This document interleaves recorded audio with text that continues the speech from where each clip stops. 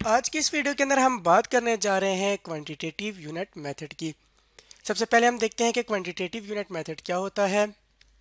When joint products are not measurable by same basic measurement unit, then we will assign joint cost on the basis of quantitative unit method। अब इसका क्या मतलब है? इसका मतलब ये है कि जब हमारे पास जॉइंट प्रोडक्ट्स होंगे, जो हमने पिछले वीडियोस के अंदर देखा था कि जॉइंट प्रोडक्ट हमारी ऐसी प्रोडक्ट होती हैं जो हम एक प्रोसेस करते हैं और एक ही रॉ मटेरियल से एक ही प्रोसेस के अंदर हमारे पास मुख्तलिफ प्रोडक्ट्स बन रही होती है। ये पिछले वीडियोस में हमने देखा था जॉइंट प्रोडक्ट्स के बारे में। अब हम यहाँ पे कह रहे हैं कि जो जॉइंट कॉस्ट उसके ऊपर लग रही है वो किस तरीके से असाइन होगी। अगर हमारे पास जॉइंट प्रोडक्ट्स जो बन रहे हैं वो सेम बेसिक मेजरमेंट उनकी नहीं है, उनका यूनिट सेम नहीं है, तो उसके लिए हम क्वांटिटेटिव यूनिट मेथड को इस्तेमाल करेंगे। अगर इसके हम एग्जांपल की बात करें तो हम ये कह सकते हैं कि अगर हमारे पास एक प्रोसेस के अंदर से दो जॉइंट प्रोडक्ट्स निकले हैं और एक जो है वो पाउंड्स के अंदर मेजर हो रहा है, एक गैलन के अंदर मेजर हो रहा है, यानी कि लीटर्स के अंदर मेजर हो रहा है या किसी और यूनिट के अंदर मेजर हो रहा है, तो इस केस के अंदर हम उन दो प्रोडक्ट्स की जो जॉइंट कॉस्ट होगी उसको एलोकेट करने के लिए क्वांटिटेटिव यूनिट मेथड को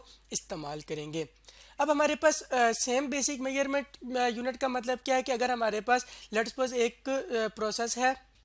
और अज्यूम करते हैं कि हमारे पास कोल को हम प्रोसेस करेंगे और यानी कोयले को प्रोसेस करेंगे जो हमारे पास ज़मीन के अंदर से निकल रहा है, रॉ कोयला है। इसको जब हम प्रोसेस करेंगे तो हमारे पास कोक यानी कि ऐसा कोयला जिसको हम यूज़ कर सकते हैं अपने किसी भी पर्पज़ के लिए। उसके अलावा उसके अंदर से कोलतार भी निकल रहा है, साथ में बेंजोल भी, सल्फेट ऑफ अमोनिया भी निकल रहा है और कुछ गैसेस भी उसके अंदर से एवापोरेट हो रही हैं, यानी कि वो भी अगर हम उनको सेव करना चाहें तो वो भी हमारे इस्तेमाल के काबिल हो सकती हैं। अब हम यहाँ पे देख सकते हैं कि हमने कोयला जो है वो ज़मीन से निकाला है तो उसके अंदर से मुख्तलिफ तरह की मुख्तलिफ आइटम्स निकली हैं और मुख्तलिफ ये जॉइंट प्रोडक्ट्स बन गई हैं, क्योंकि ये एक ही हमारा जो कोयला है उसके अंदर से बनी है और एक ही प्रोसेस के अंदर ये हमारे पास बनी है, इसलिए ये हमारे पास जॉइंट प्रोडक्ट्स हो गई। लेकिन अब हम देख सकते हैं कि कोक जो है, कोयला जो है वो हमारे पास पाउंड्स में हो सकता है मैयर हो, गैसेस के लिए हमारे पास कुछ और मेजरमेंट मेथड हो, हमारे पास जिस तरह कोलतार है इसको हो सकता है हम गैलन्स के अंदर ले लें या हमारे पास लीटर्स के अंदर ये हमारे पास मैयर हो रहा हो। तो इसका मतलब ये हो गया कि ये जितनी भी चीज़ें हैं ये एक ही बेसिस के ऊपर मेजर नहीं हो रही। तो अब इनकी जो कॉस्ट होगी, लेट्स सपोज मैं यहाँ पे अज्यूम कर लेता हूँ कि रुपीज़ मेरा कितना खर्चा आया है, मेरा 20 मिलियन का खर्चा आया है और ये जो मेरी है ये जॉइंट कॉस्ट है किसके लिए, जिसके प्रोसेस के लिए जिस प्रोसेस के अंदर मैंने कोक, कोलतार, बेंजोल और sulphate of ammonia and gases को प्रोड्यूस किया है। तो अब हमने इस 20 मिलियन की कॉस्ट को एलोकेट करना है कि कितने मिलियन या कितना खर्चा हमने कोक के लिए, कोलतार के लिए, बेंजोल, सल्फेट ऑफ अमोनिया और गैस के लिए क्या है, उसको फाइंड आउट करने के लिए हमने क्वांटिटेटिव यूनिट मेथड को इस्तेमाल करना है। क्वांटिटेटिव यानी कि कितने मिकदार हमने इन सब की बनाई है, उस हिसाब से ही हम 20 मिलियन की कॉस्ट को इन तमाम प्रोडक्ट्स के ऊपर चार्ज करेंगे। लेकिन अगर हमारे पास ऐसा होता कि कोक भी, कोलतार भी, बेंजोल, सल्फेट ऑफ अमोनिया और गैसेस वगैरह ये हमारे पास एक ही यूनिट के अंदर मैयर हो पा रही होती, यानी कि हम अज्यूम करते हैं कि ये सिर्फ और सिर्फ पाउंड्स के अंदर ही मैयर हो रही होती, तो फिर उसके लिए हमने फिजिकल यूनिट मेथड को इस्तेमाल करना है और 20 मिलियन की कॉस्ट को इन तमाम के ऊपर चार्ज करना है। यानी कि we use physical unit method when basic measurement is same, यानी कि ये तमाम के तमाम जॉइंट प्रोडक्ट्स जब पाउंड्स के अंदर या गैलन्स के अंदर या टन या फीट एक ही के अंदर तमाम की तमाम प्रोडक्ट्स मेजर हो रही होंगी, तो उस टाइम फिजिकल यूनिट मेथड इस्तेमाल हो रहा होगा और वो 20 मिलियन जो है उसको हम इन तमाम प्रोडक्ट्स के ऊपर चार्ज कर देंगे। लेकिन अब हमारे पास चूँकि पहले बात किया कि ये डिफरेंट है, तो इसके लिए हम क्वान्टिटेटिव यूनिट मेथड इस्तेमाल करेंगे और इसके अंदर कॉस्ट को एलोकेट करने के लिए हम कहते हैं कि all units are measured on the basis of quantity of product extracted per ton of the coal। यानी कि हमारे पास जो बेसिक रॉ मटेरियल था कोल, कोयला, जिसको हमने प्रोसेस किया, जिसके ऊपर हमने प्रोडक्शन का प्रोसेस रन किया, परफॉर्म किया और उसके बाद हमारे पास ये मुख्तलिफ तरह के आइटम्स निकले हैं जिनकी मुख्तलिफ तरह की मेजरमेंट बेसिस है, तो इनकी जो कॉस्ट होगी या इनके ऊपर जो खर्चा हमारा है उसको निकालने के लिए हम ये देखेंगे कि पर टन ऑफ कोल, यानी कि एक टन जो कोयला हमने इस्तेमाल किया है इन तमाम प्रोडक्ट्स के लिए, उसके अंदर से कितने पाउंड्स हमारा ये कोक बना है, कितने लीटर हमारा कोलतार बना है, कितनी अमाउंट की हमारी गैस निकली है, इसी तरीके से सल्फेट ऑफ अमोनिया कितना बना है और बेंजोल हमारा कितना बना है, ये तमाम हम देखेंगे पर टन ऑफ कोल के हिसाब से। और देन जो एक टन ऑफ कोयला या कोल जो है हमने इस्तेमाल किया उसके हिसाब से ही इस 20 मिलियन की कॉस्ट को इन तमाम प्रोडक्ट्स के ऊपर चार्ज कर देंगे।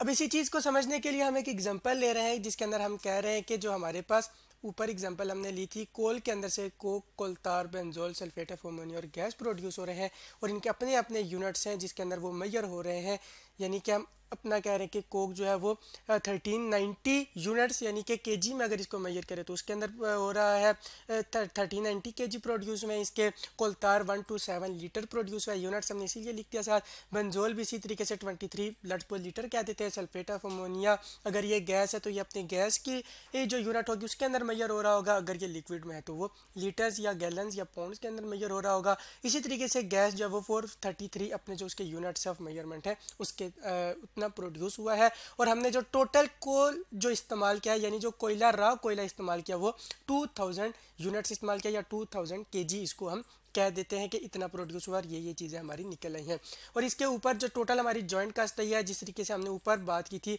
कि लेट्स सपोज वही हमारा 20 मिलियन ही इसके ऊपर खर्चा है और हमारे पास इतने इतने यूनिट्स इन सब के प्रोड्यूस हुए हैं। अब हमारा जॉइंट कास्ट के अंदर बेसिक मकसद ये होता है कि हमने ये अब करना है कि इस 2000 का जो हमारे पास कोल, यहाँ पे इसको मैं लिख देता हूँ कि ये जो 2000 यूनिट्स हमने कोल या 2000 केजी हमने कोल इस्तेमाल किया और प्रोसेस किया, उस प्रोसेस के ऊपर हमारा डायरेक्ट मटीरियल, लेबर और ओवरहेड के भी खर्चे अखराजात हैं और वह सारे मिला के हमारे पास 20 मिलियन का खर्चा आ रहा है। तो अब हमने देखना है कि coke, coal tar, benzol, sulphate of ammonia और गैस को कितने रुपीस चार्ज होने चाहिए इस 20 मिलियन का। और हम कहें कि हमारे पास इतनी इतनी अमाउंट की ये सारे यूनिट्स हैं या इनके ऊपर हमारी टोटल कॉस्ट इतनी आई है। तो उसके लिए सबसे पहले हम क्या करेंगे, उसके लिए हमने देखना है कि जितने भी प्रोडक्ट्स हैं जो ये हमारे पास यहाँ पे लिस्ट डाउन हुए हैं इनकी कितनी क्वांटिटी प्रोड्यूस हुई है वो भी लिखी हुई है और कितना टोटल कोल हमारा लगा है उसके साथ हम इसको सिंपली डिवाइड कर देंगे। यानी कि तमाम के तमाम इन यूनिट्स को 20 मिलियन के 2000 के साथ डिवाइड करेंगे जो कि हमारा बेसिस ऑफ मेजरमेंट था किसके लिए, जब हमारे पास जो यूज़ हुआ है कोल तो उसके हिसाब से हम इसको डिवाइड करेंगे। क्योंकि हमने यहाँ पे ऊपर बात की थी कि एक्सपेक्टेड पर टन ऑफ कोल के साथ इसको डिवाइड करेंगे। यानी कि जोन सा बेसिक रॉ मटेरियल था जिसके अंदर से ये बाकी चीजें निकली थी उसके जो टोटल हमारे पास क्वांटिटी है उसके साथ हमने इसको डिवाइड करना है। तो हम इन सब को यहाँ पे सबसे पहले डिवाइड करेंगे। तो जब डिवाइड करेंगे तो उसके बाद मल्टीप्लाई कर देंगे किसके साथ, जो हमारे पास टोटल कॉस्ट आई है इस पूरे प्रोसेस के अंदर और वो है हमारे पास रुपीज़ 20 मिलियन की। तो यहाँ पे मैं 20 मिलियन भी लिख देता हूँ। तो यहाँ पे जो मेरे पास आंसर आएगा वो मेरा कोक का टोटल कॉस्ट कहलाएगी। तो इसका जो हमारे पास आंसर आ गया है वो है 13.9 मिलियन, ये रुपीज़ भी और ऊपर मिलियन भी मैंने लिख दिया है। इसी तरीके से हमने 1 to 27 के लिए 23, 27 और 433 को डिवाइड करना है सबसे पहले 2000 के साथ,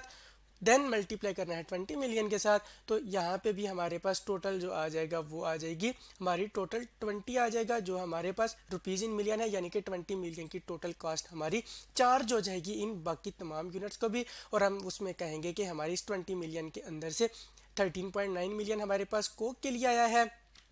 रुपीज़ 1.27 मिलियन मेरे पास कोलतार के लिए, बेंजोल के लिए इसी तरीके से 0.23 मिलियन, सल्फेट ऑफ अमोनिया के लिए 0.27 और गैस के लिए 4.33 मिलियन मेरे पास रुपीज़ में आ गए हैं जो कि अल्टीमेटली मेरे बराबर हो जाते हैं 20 मिलियन के जो मेरी के टोटल जॉइंट प्रोसेस के ऊपर कॉस्ट आई थी। यानी कि मेरी ये टोटल कॉस्ट है ये बराबर हो गई है किसके, इन तमाम की टोटल कॉस्ट बराबर हो गई किसके, जो मेरी इनिशियल कॉस्ट इसके ऊपर लगी थी इस पूरे प्रोसेस के ऊपर। तो इस तरह आज की इस वीडियो के अंदर हमने देखा कि जब हमारे पास क्वांटिटेटिव यूनिट मेथड होता है तो वो किस तरह इस्तेमाल होता है और उसको क्यों इस्तेमाल किया जाता है।